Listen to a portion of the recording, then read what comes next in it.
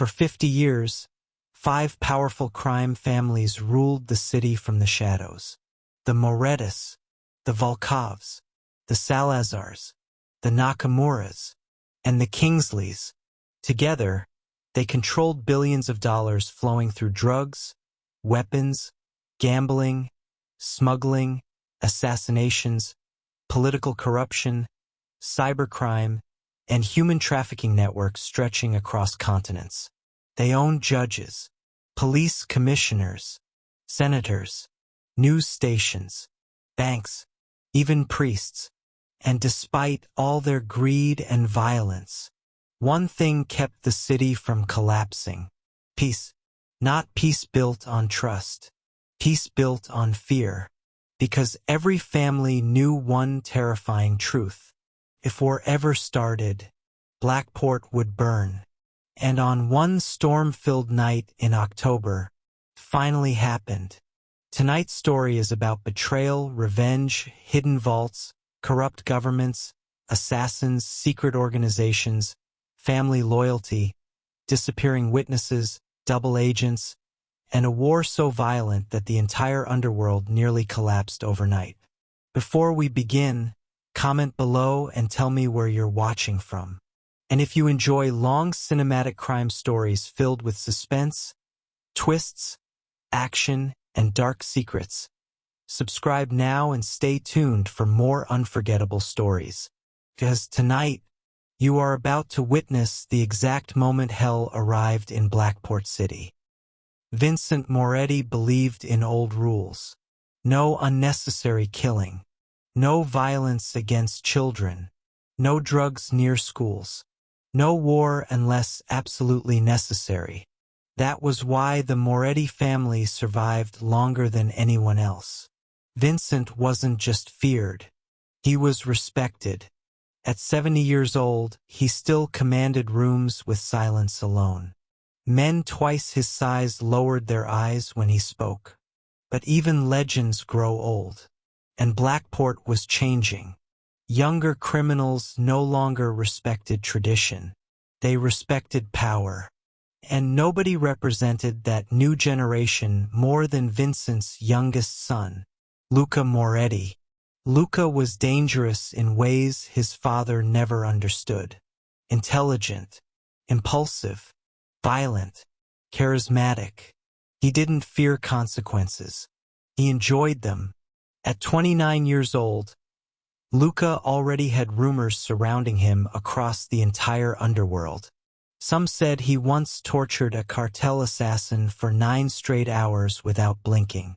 Others claimed he personally executed 6 traitors during a family dinner while calmly eating dessert afterward. Nobody knew which stories were true. That was the terrifying part. Luca liked it that way. On the night everything began, Luca stood on the balcony of the Moretti mansion overlooking the city skyline. Rain rolled across the glass railing. Below him, Blackport glowed like a kingdom built on lies. His older brother Matteo stepped beside him holding whiskey glasses. "You nervous about tomorrow?" Matteo asked. Luca smirked. "About a peace meeting? You know what I mean." Luca looked toward the distant Belladonna Hotel, the location of tomorrow's summit. All 5 families. 1 room. 1 table. Too many enemies breathing the same air. "Something feels wrong," Matteo admitted quietly. Luca took the whiskey glass slowly. "In our world," he said softly, "something is always wrong." Lightning flashed across the skyline, and somewhere far away, a man watched the Moretti mansion through a sniper scope. The man inside the abandoned apartment building never moved. Rain leaked through the broken ceiling around him, but his rifle remained perfectly steady, cold, precise, professional. On the table beside him sat photographs. Vincent Moretti, Mikhail Volkov, Rafael Salazar, Kenji Nakamura, Edward Kingsley. 5 faces, 5 targets. And beside each photo, A black X. The sniper lowered his scope slowly. Then his phone vibrated. One message appeared. Is the city ready? The sniper typed only 3 words. Let them bleed. Edward Kingsley hated criminals. Ironically, he was the worst one in the city. But unlike the others, Kingsley wore expensive suits instead of carrying guns. He attended charity galas, appeared on television, shook hands with politicians, donated millions to hospitals. The public called him the savior of Blackport. Only a handful of people knew the truth. Kingsley's empire was built on blood. He didn't smuggle drugs himself. He financed the people who did. He didn't assassinate politicians. He hired specialists. He didn't traffic weapons. He owned the companies transporting them legally. That's what made him so dangerous. He looked untouchable. Inside his penthouse office, Kingsley stared down at the city while soft jazz played in the background. A woman entered quietly, beautiful, cold-eyed, deadly. Her name was Selena Voss, Kingsley's chief strategist. You arranged everything? Kingsley asked. Yes. And the families suspect nothing? Selena smiled faintly. They're too busy suspecting each other. Kingsley walked toward the window. Tomorrow night changes everything. Selena hesitated. And Ghost. The room suddenly felt colder. Kingsley's expression darkened instantly. He's dead. But even as he said the words, Kingsley didn't fully believe them himself. In Blackport, children whispered stories about Ghost, the invisible assassin, the man who could walk into locked buildings unnoticed, the killer who left no fingerprints, no witnesses, and no evidence. Some believed Ghost was multiple people using the same name. Others believed he never existed at all. But the criminal underworld knew better. Ghost was real. And once upon a time, he belonged to Edward Kingsley. Years earlier, Ghost had another name.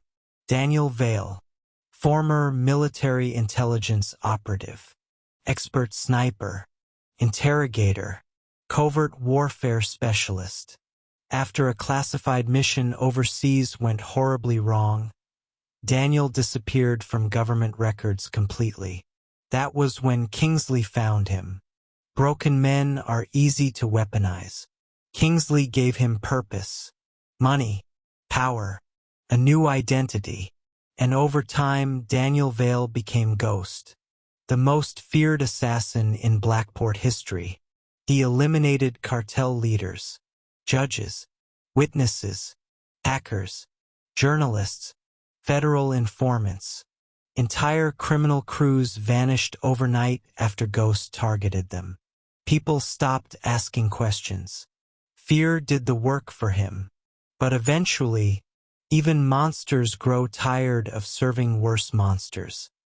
3 years before the war, Kingsley gave Ghost one final mission.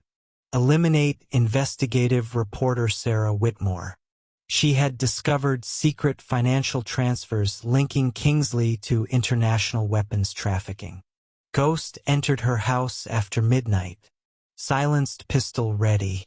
He found Sarah hiding inside a closet with her 8-year-old daughter Emily. The child looked terrified, clutching a stuffed rabbit tightly.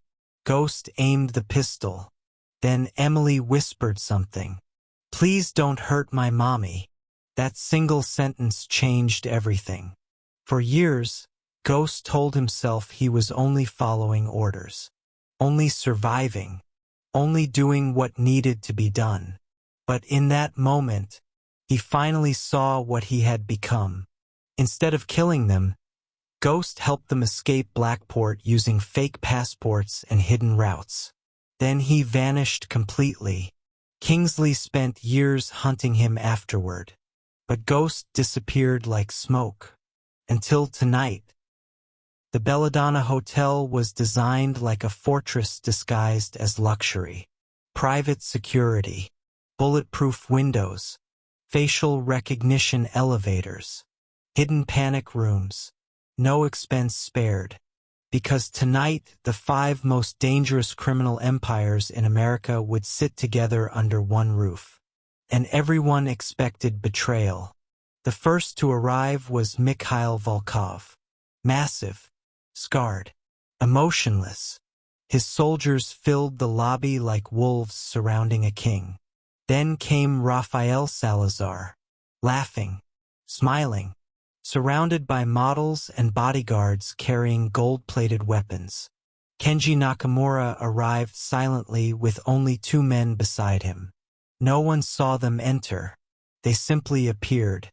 Finally, Edward Kingsley arrived last. Perfect suit, perfect smile, perfect timing. As always, inside the private conference room, tension spread instantly. Nobody trusted anybody. Not anymore. Vincent Moretti entered last. The room grew silent automatically. Even enemies respected him.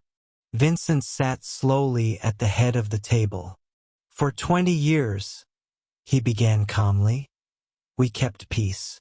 Mikhail interrupted immediately. Peace. He slammed photographs onto the table. Destroyed weapons shipments. Dead soldiers. Burned warehouses. You call this peace? Raphael leaned back calmly. My clubs were raided yesterday. Kenji Nakamura spoke quietly. 3 of my assassins disappeared. Kingsley folded his hands. Somebody wants war. Luca Moretti studied every face carefully.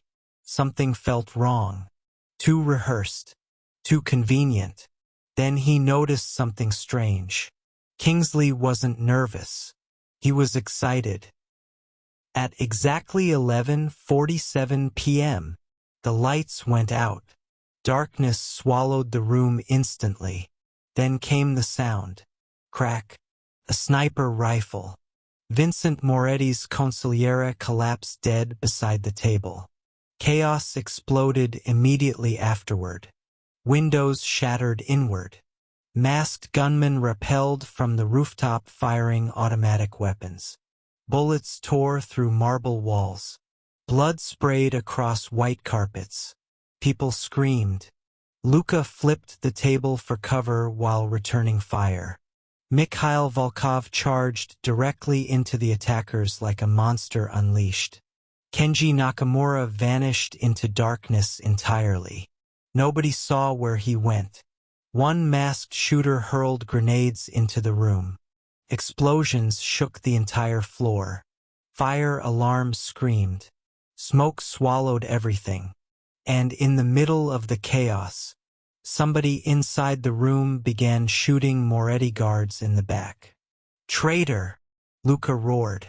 But before anyone could stop the man, he bit into a cyanide capsule hidden inside his tooth. Dead instantly, Luca froze. The betrayal came from inside the summit. And that meant one terrifying thing. The war had been planned long before tonight. Within 1 hour, Blackport became hell. Explosions destroyed dockyards. Nightclubs burned. Convoys were ambushed across highways. Entire apartment buildings became battlegrounds. Police scanners overflowed with panic. Emergency operators stopped answering calls. The city was collapsing too fast, like dominoes already positioned carefully beforehand. Because someone had prepared for this night months in advance. Luca carried his wounded brother Matteo through underground tunnels beneath the Belladonna Hotel. Blood soaked Matteo's shirt. You'll be okay, Luca kept saying. But Matteo looked pale, weak, afraid. There was someone inside, Matteo whispered. Who? Matteo coughed blood. Then the tunnel lights suddenly died. Darkness. Footsteps echoed nearby. Luca raised his pistol instantly. Who's there? Silence. Then, bang. One single suppressed gunshot. The lights returned. Mateo collapsed lifelessly.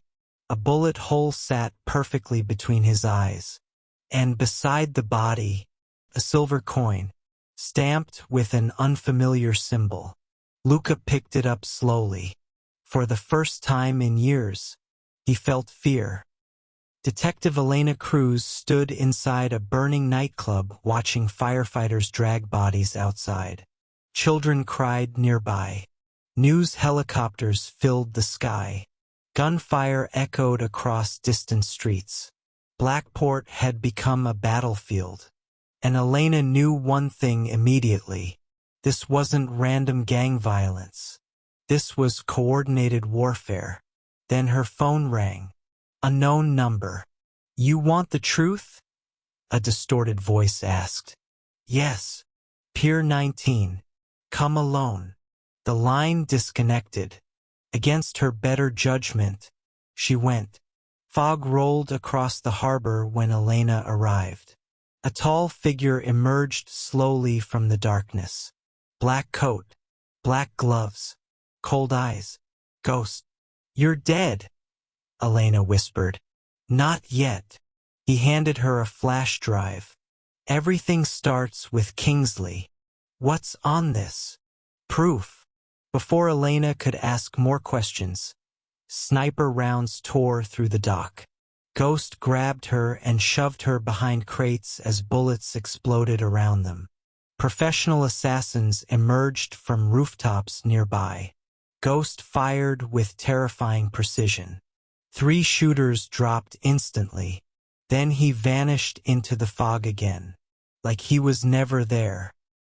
Back at headquarters, Elena decrypted the files. Her blood ran cold. Kingsley had spent years preparing for this war. Hidden explosives were planted beneath bridges, tunnels, power stations, communication towers, and financial districts across Blackport. Project Blackout. The goal? Shut down the entire city during the conflict. Create chaos. Destroy infrastructure. Collapse the old criminal system. Then rebuild everything under new leadership. Kingsley didn't want to rule alongside the other families. He wanted absolute control. But the files revealed something even worse. Kingsley wasn't acting alone. There were encrypted references to something called the Council. Nobody in Blackport openly discussed the Council. Most people believed it was a myth, a ghost story criminals told each other. But according to Kingsley's files, the Council was real. A hidden organization made up of billionaires, intelligence directors, military contractors, banking elites, and political kingmakers. They secretly controlled criminal networks across multiple countries. Wars, elections, economic collapses, assassinations. They influenced everything. And the 5 crime families? They were only puppets. Useful criminals helping maintain control from the shadows. Whenever one family became too powerful, the Council engineered wars to reset the balance. And tonight, another reset had begun. At 3:12 a.m., surviving members of the 5 families gathered beneath an abandoned subway station. For the first time in history, enemies stood side by side. Mikhail Volkov, Luca Moretti, Rafael Salazar, Kenji Nakamura, all united by one goal: kill Edward Kingsley. Luca slammed the silver coin onto the table. "What does this symbol mean?" Kenji Nakamura stared at it silently. For the first time all night, his calm expression cracked. "Impossible," he whispered. "You know it," Luca demanded. Kenji nodded slowly. "The Council." Silence filled the station instantly. Even hardened killers looked nervous hearing the name spoken aloud. Mikhail loaded his shotgun. "Then we kill them too." Kenji looked at him carefully. "You don't understand. No, Mikhail growled. You don't understand me. By dawn, Blackport was drowning in smoke and fire. Then came the final assault. Armored SUVs surrounded Kingsley Tower. Moretti soldiers, Volkov mercenaries, Salazar assassins, Nakamura killers.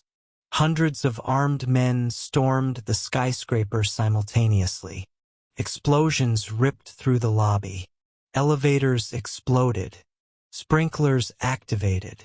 Marble floors turned red with blood. The tower became a vertical war zone. Floor by floor, room by room, body by body. Inside the penthouse, Kingsley calmly poured whiskey while the building shook around him. Selena Voss stood nearby holding a rifle. They breached the 41st floor. Kingsley smiled faintly. Good. Then the shadows behind him moved. Ghost stepped forward silently. It ends tonight. Kingsley didn't even flinch. No, he whispered. It evolves. Then he pressed a hidden button beneath his desk. Suddenly every light in Blackport went dark. Entire districts lost power instantly. Screams echoed outside. The city disappeared into blackness. And then, black helicopters appeared above the tower. No insignias, no lights, no identification. The council had arrived. Masked soldiers descended from helicopters firing military-grade weapons. Not police, not federal agents. Professional execution squads. The council intended to erase everyone. Families, witnesses, evidence, entire bloodlines. Kingsley backed toward a hidden elevator smiling calmly. You were all too small-minded to survive the future. Ghost aimed his pistol. You created this. Kingsley laughed softly. No, you did. Then sniper fire exploded through the penthouse windows. Gunfire erupted everywhere. Luca stormed into the room seconds later. Mikhail beside him carrying a machine gun. Bodies dropped instantly. Chaos swallowed the penthouse. Ghost tackled Kingsley before he reached the elevator. The two men crashed through glass walls as explosions shook the tower. You should have stayed dead, Kingsley hissed. Ghost punched him hard enough to crack his jaw. You should have stayed human. Meanwhile, Elena reached the central server room beneath the tower. She discovered files exposing politicians, judges, generals, billionaires, and world leaders connected to the council. Enough evidence to destroy governments. Then she heard footsteps behind her.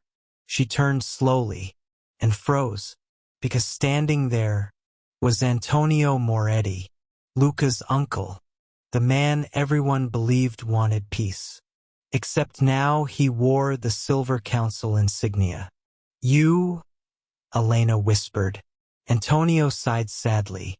The families were never meant to survive. At sunrise, Kingsley Tower exploded. The upper floors collapsed into flames. News stations called it the deadliest organized crime event in American history. Officially, Edward Kingsley died in the explosion. Officially, Ghost died too. But Blackport didn't believe official stories anymore. Rumors spread everywhere. Some claimed Ghost escaped through underground tunnels.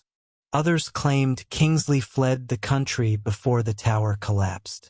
The surviving crime families vanished underground. The council disappeared completely, and Blackport remained broken. 3 months later, Detective Elena Cruz returned home after midnight. Rain tapped softly against her windows. Inside her apartment sat a black envelope. No fingerprints, no address. Inside was a silver coin, and a message written in black ink. The next war has already begun. Suddenly, her phone rang. Unknown number. Elena answered carefully. Static filled the line. Then a familiar voice whispered, "Elena!" It was Ghost. "We were wrong."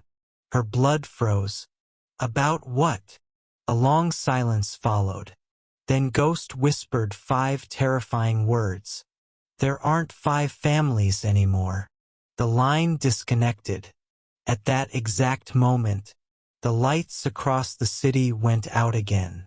And somewhere in the darkness, someone smiled. The end? For now.